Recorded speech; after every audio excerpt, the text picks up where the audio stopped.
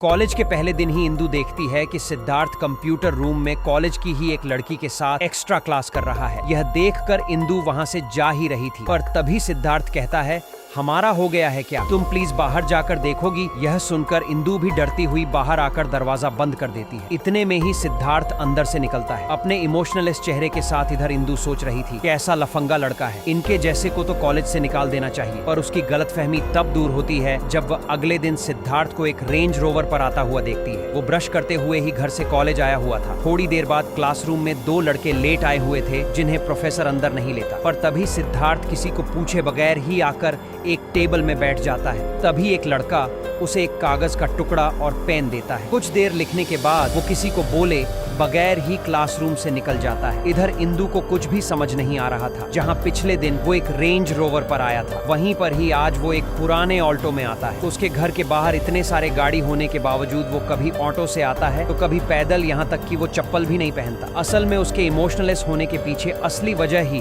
उसकी किताबें हैं।